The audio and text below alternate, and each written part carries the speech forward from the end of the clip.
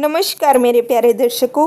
उम्मीद करती हूँ आप अपने मोबाइल स्क्रीन पर जिस लड़की की तस्वीर को देख रहे हैं उस लड़की को आप लोग पहचानते होंगे और उस लड़की का नाम भी आप लोग जानते होंगे। मुझे अपनी पहचान की आवश्यकता नहीं है। आप सब मुझसे इतना प्यार करते हैं जिस प्यार के कारण मैं अपने आप को बहुत भाग्यशाली समझती हूँ और मानती हूँ। मैं अपनी कहानी आपको कुछ चंद शब्दों में कहने आई हूँ, कुछ चंद लफ्ज़ों में मैं आपको अपनी कहानी बताने आई हूँ।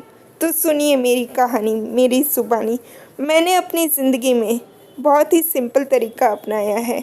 मैं अपने ज़िंदगी में सिंपल तरीके से ही रहती हूँ, सिंपल तरीके से जीती हूँ और सिंपल तरीके से ही रहना मुझे बहुत अच्छा लगता है, क्योंकि मैंने अपने परिवार में बहुत सारे ऐसे लोगों को देखा है जिन्होंने सिंपल तरीके से ही अपनी ज़िंदगी बिताई है। और मुझे मॉडर्न तरीका बिल्कुल भी अच्छा नहीं लगता, क्योंकि आजकल की लड़कियाँ जिस तरह से मॉडर्न तरीके से रहती है, मॉडर्न कपड़े पहनती है, चलती फिरती जिस तरह से है, मुझे बिल्कुल भी ये तरीका पसंद ही नहीं आता। मुझे सिंपल खाना खाना, सिंपल म्यूज़िक सुनना और खाना बनाना, ये तीन चीज़ें मुझे बहुत अच्छी लगती है। मेरी फेवरेट हॉबी है कुकिंग और म्यूज़िक। कुकिंग मैंने इसीलिए कहा क्योंकि मेरी चेतना मासी ने मुझे इतना अच्छा खाना बनाना सिखा दिया है कि अगर मैं एक दिन भी किचन में कुछ ना करूं तो मुझे बिल्कुल भी अच्छा नहीं लगता। इसीलिए मेरी फेवरेट हॉबी किचन में खाना बनाना और म्यूज़िक सुनना। पुराने गाने से इस तरह से मेरा लगाव हो चुका है कि मैंने अपने परिवार में बहुत सारे लोगों को देखा है जो पुराने गानों से ही अपना जीवन व्यतीत करते थे और अपना दिल बहलाते थे, और इसीलिए मुझे पुराने गाने बहुत अच्छे लगते हैं। मुझे आजकल के नए गाने, मॉडर्न गाने बिल्कुल भी अच्छे नहीं लगते। मुझे पसंद ही नहीं है आजकल के मॉडर्न गाने, और जिस तरह से आजकल के मॉडर्न गाने आते हैं वो सुनना भी मुझे बिल्कुल अच्छा नहीं लगता। मुझे अच्छा लगता है तो श्रेया घोषाल, सोनू निगम, हर्षदीप कौर जैसे सिंगरों को सुनना। और माँ के गुजर जाने के बाद उस सदमे से बाहर निकलना मेरे लिए बहुत कठिन था, बहुत मुश्किल था। अगर मेरे पास चेतना मासी, नंदा मासी और देवर्षि का सपोर्ट नहीं होता तो माँ के सदमे से मैं कभी बाहर नहीं आ पाती, क्योंकि माँ को खोना एक बहुत बड़ी बात होती है। मेरी अभी इतनी उम्र नहीं है कि मैं अपनी माँ को खो दूँ।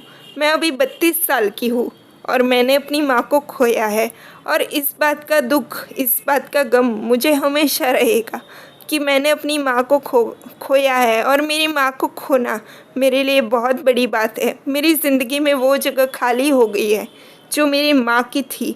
आज मैं अपनी माँ को याद करके बहुत रोती हूँ और बहुत अपने आप को परेशान करती हूँ कि मैंने अपनी माँ को खो दिया है। मुझे इस बात को अपना लेना चाहिए, लेकिन मैं अपना ही नहीं पा रही हूँ। आज तक मैं अपना नहीं पाई हूँ कि मैंने अपनी माँ को खो दिया है। तो दर्शक मित्रों, मैं उम्मीद करती हूँ कि आपको मेरी कहानी जानकर बहुत अच्छा लगा होगा। मैंने अपनी ज़िंदगी में बहुत सारे रिश्ते कमाए हैं। मैं किसी की बेटी हूँ, किसी की बहन हूँ, किसी की माँ हूँ, किसी की माँ हूँ और किसी की मासी भी हूँ। तो दर्शकों, मैं उम्मीद करती हूँ कि आपको मेरी कहानी, मेरी ज़ुबानी सुनकर अच्छा लगा होगा। माँ मैंने इसीलिए कहा क्योंकि मेरी एक बेटी है, और वो बेटी कौन है वो तो आप सब समझ ही गए होंगे। आप सब मिले भी हो मेरी बेटी से, तो आपको उम्मीद करती हूँ कि मेरी कहानी जानकर और सुनकर अच्छा लगा होगा और आपको समझ में आ गया होगा कि मैं किस तरह से रहती हूँ, किस तरह से जीती हूँ और किस तरह से अपना जीवन बिताती हूँ। और मेरी ज़िंदगी में मैंने जो कीमत चुकाई है वो बहुत बड़ी कीमत है। वो कीमत है मेरी माँ को खोना, क्योंकि मैंने अपनी माँ को खो दिया तब मैं ज़िंदगी जीना भूल गई थी। अगर मेरे साथ चेतना मासी और नंदा मासी, देवर्षि का सपोर्ट नहीं होता तो मैं आज आप सबके बीच नहीं होती। तो दर्शकों, मैं उम्मीद करती हूँ कि आपको मेरी कहानी सुनकर और जानकर अच्छा लगा होगा।